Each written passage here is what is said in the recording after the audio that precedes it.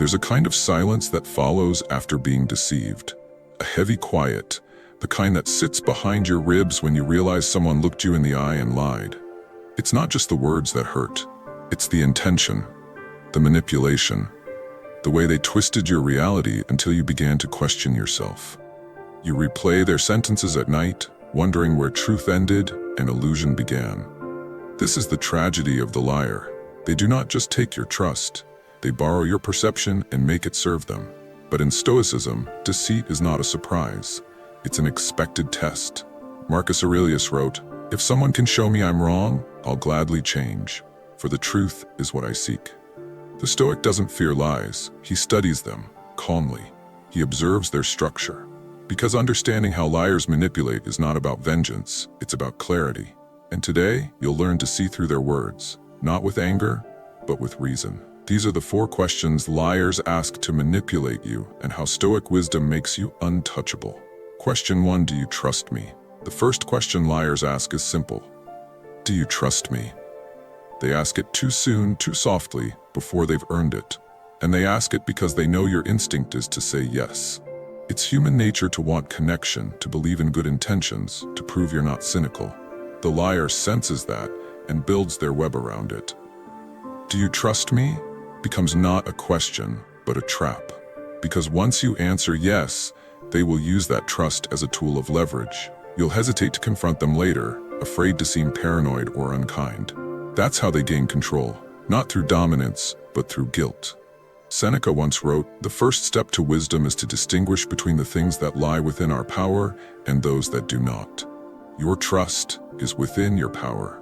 You do not owe it freely to anyone who demands it. A Stoic mind doesn't trust words.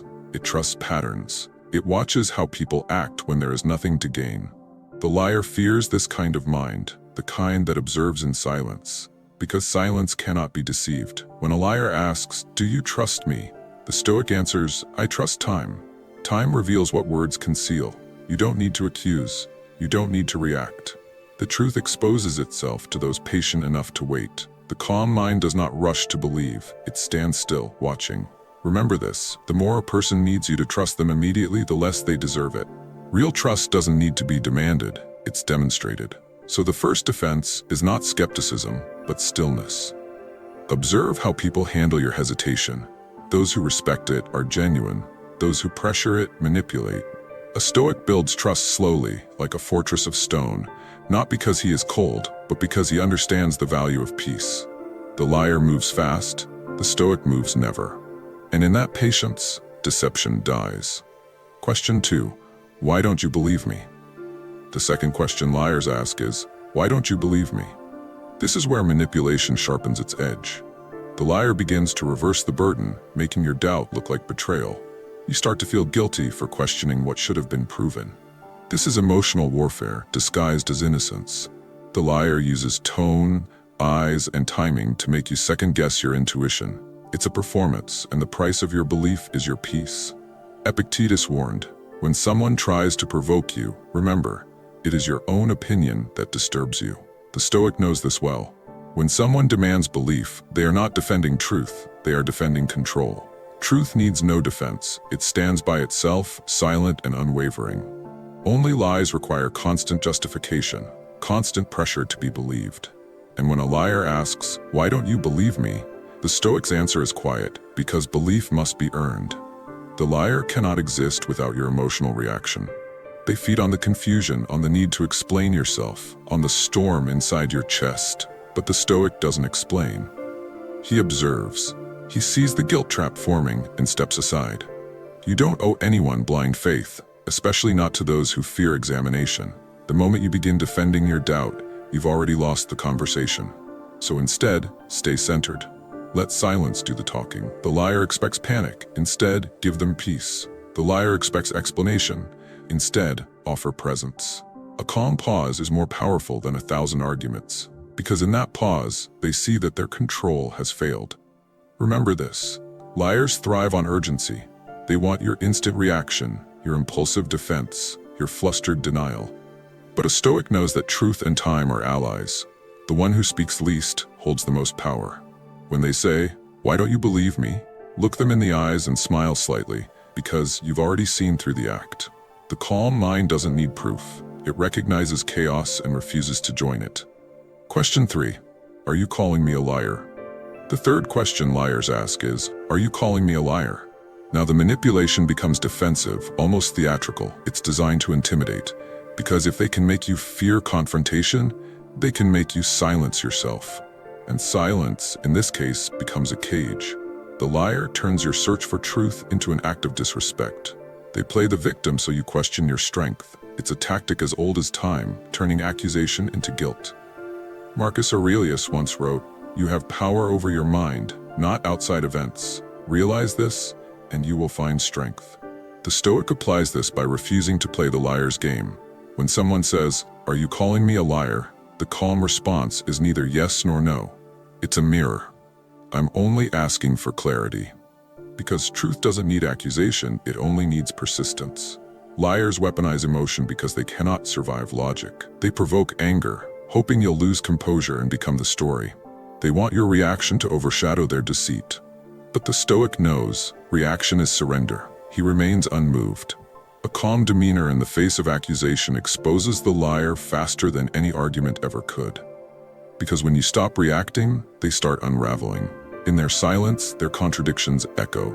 The liar starts explaining what no one asked. Their words stumble, their eyes shift, because truth doesn't tremble. The Stoic simply observes, like watching a storm pass. He doesn't need to shout, because storms destroy themselves. When someone asks, "Are you calling me a liar?" the Stoic does not fight back. He remains still, and stillness becomes the answer. The truth, in time, will make its way through. Don't lower your strength to prove your honesty. Don't apologize for noticing what's wrong. Silence is not weakness, it's strategy. Question 4. If you really cared, you'd believe me. The fourth question liars ask is the most dangerous. If you really cared, you'd believe me. Now the manipulation hides behind love, friendship, or loyalty. It's no longer logical, it's emotional blackmail.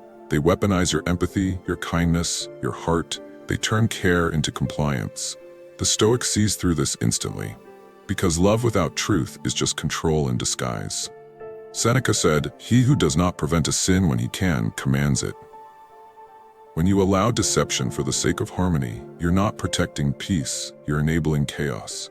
Real care holds truth higher than comfort. Real love invites accountability, not avoidance. So when someone tries to link belief with affection, remember, affection without honesty is manipulation dressed as warmth. The Stoic refuses to buy peace at the price of integrity. He knows that boundaries are not barriers, they are forms of respect. The liar cannot manipulate the one who chooses solitude over false company. When you say, "I will not accept deception," you are not abandoning anyone, you are honoring yourself. This is the highest form of Stoicism, not coldness, but clarity. Knowing that empathy without discipline becomes self-destruction. And so when the liar asks if you really cared, you'd believe me, the Stoic replies calmly, if you really cared, you'd tell the truth. There is no need for anger. Just recognition, just space. Because once you see manipulation for what it is, it loses all power. To live as a Stoic in a world of liars is to master the art of perception.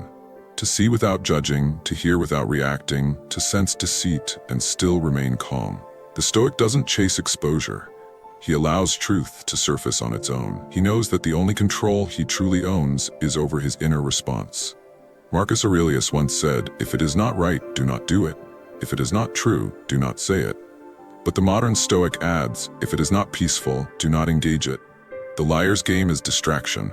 The Stoic's weapon is focus. You can't be manipulated by what you refuse to absorb. So remember, every deceitful word loses power the moment you stay centered. The world will always have noise, deceit, and illusion, but your mind, your fortress, remains untouched. The next time someone tries to twist your reality with words, breathe. Don't match their chaos with chaos. You are not here to win arguments. You are here to remain grounded in truth. The liar will keep asking questions to control you.